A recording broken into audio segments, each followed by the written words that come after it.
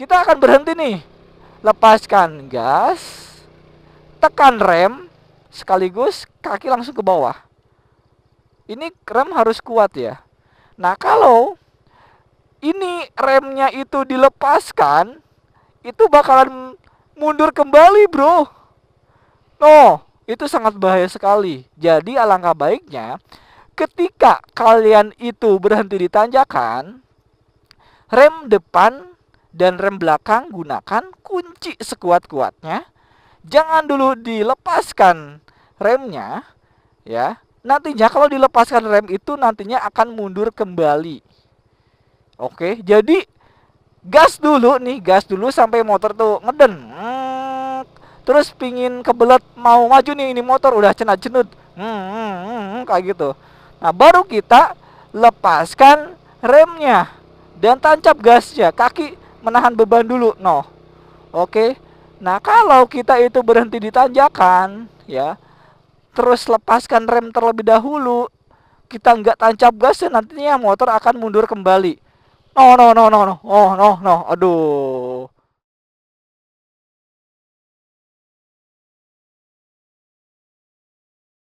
Assalamualaikum warahmatullahi wabarakatuh. Jadi kali ini gue akan memberikan tutorial bagaimana cara belajar motor metik di jalan yang menanjak dan menurun.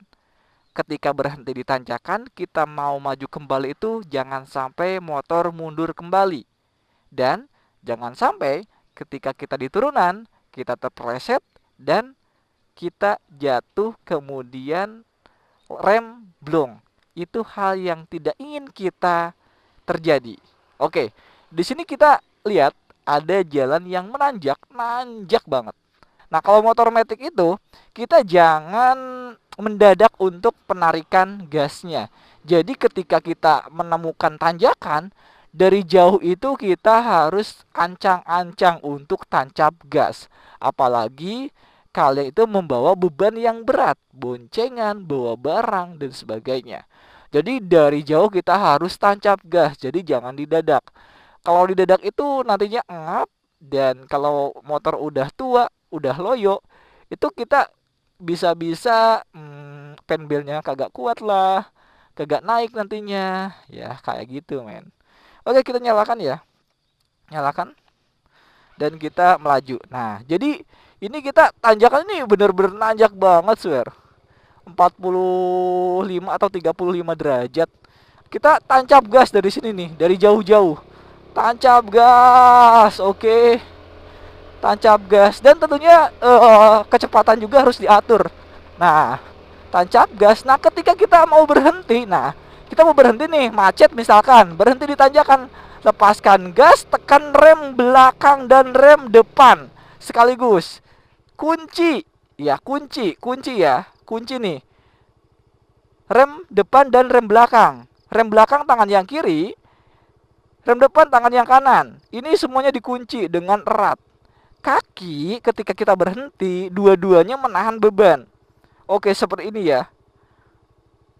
Ini benar-benar kita harus ngunci banget nih. Nah, jadi buat semuanya, pengereman di motor metik itu benar-benar sangat kita harus rawat, harus kita jaga, ya harus kita cek. Jangan sampai motor kita itu, motor metik khususnya, kalau rem blong udah, itu susah untuk pengereman ya, karena pasnya ngelos.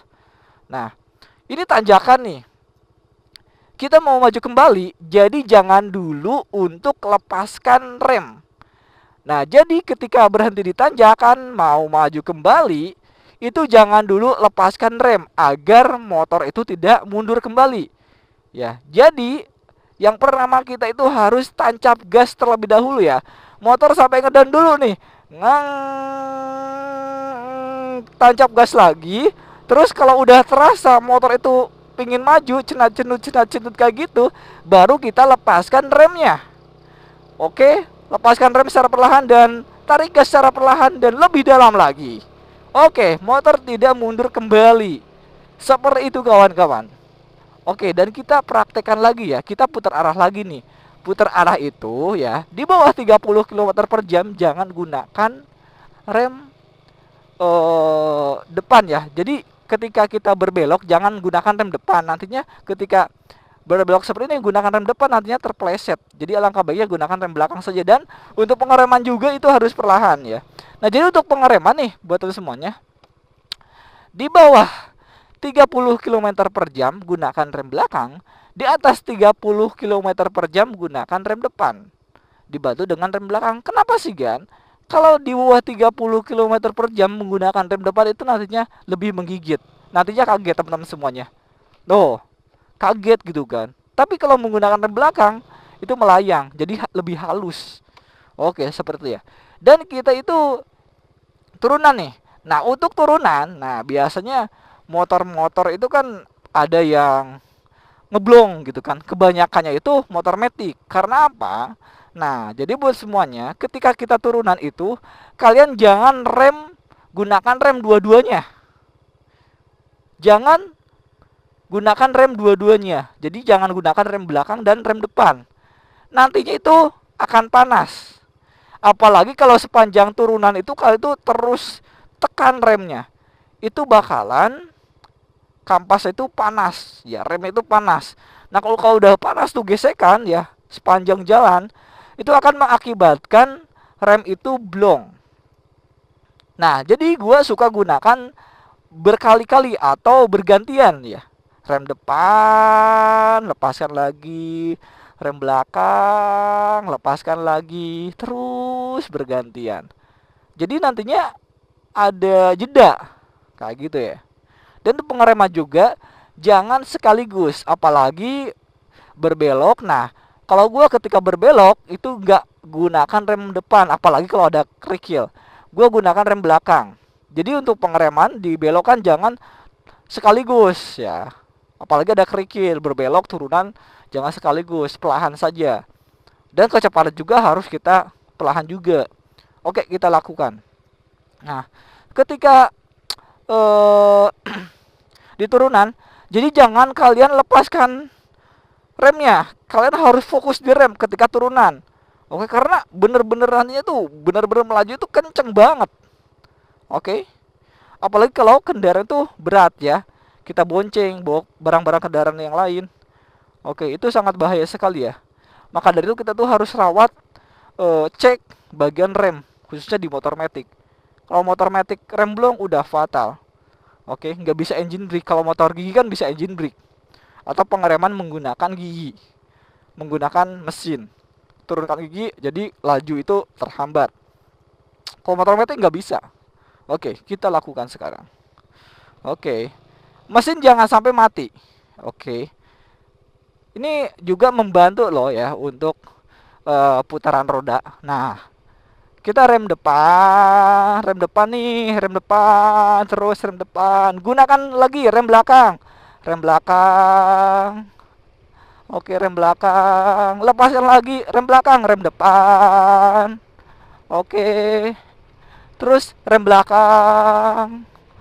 Rem depan. Nah, ini gua mau belok nih. Jangan gunakan rem depan, rem belakang. Putar balik. Kalau dibelokan seperti ini, kita gunakan rem depan, nantinya itu terpleset apalagi kalau ada kerikil. Oke, jadi gunakan rem belakang saja ketika kita putar arah. Oke, dan kita lakukan lagi ya untuk tanjakan. Aduh, bener-bener nanjak banget ini, swear. Nah, jadi kita itu harus dari jauh ya untuk penarikan gas ketika ditanjakan. Kalau kita itu pelan, oke, pelan seperti ini. Terus tanjakan itu benar-benar netek, benar-benar, waduh, langsung sekaligus. Kita tuh nanti ngap. Tuh kan ngap sampai situ. Apalagi nanti kalau kendaraan kita itu membawa beban yang berat. Nah, kita akan berhenti nih. Lepaskan gas, tekan rem, sekaligus kaki langsung ke bawah. Ini rem harus kuat ya. Nah, kalau ini remnya itu dilepaskan, itu bakalan mundur kembali, bro. No, itu sangat bahaya sekali. Jadi alangkah baiknya ketika kalian itu berhenti di tanjakan, rem depan dan rem belakang gunakan kunci sekuat-kuatnya. Jangan dulu dilepaskan remnya ya. Nantinya kalau dilepaskan rem itu nantinya akan mundur kembali. Oke, jadi gas dulu nih, gas dulu sampai motor tuh ngeden. terus pingin kebelet mau maju nih, ini motor udah cenut-cenut, kayak gitu. Nah baru kita lepaskan remnya dan tancap gasnya, kaki menahan beban dulu, no. Oke. Nah kalau kita itu berhenti di tanjakan, ya, terus lepaskan rem terlebih dahulu, kita nggak tancap gas, nantinya motor akan mundur kembali.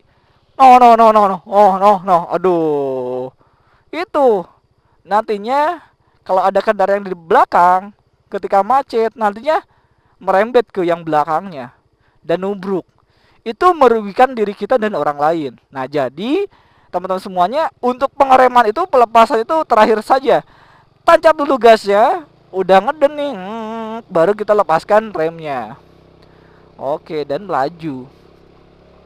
Seperti itu kawan-kawan untuk tutorial motor Matic di tanjakan dan turunan. Mudah-mudahan video ini bermanfaat. Dan kalau ada kekurangan, kesalahan, kalian bisa komentar di bawah. Kalau ada kekurangan bisa kalian tambahkan di bawah. Kalau ada pertanyaan, kalian bisa komentar di bawah. Terima kasih. Assalamualaikum warahmatullahi wabarakatuh.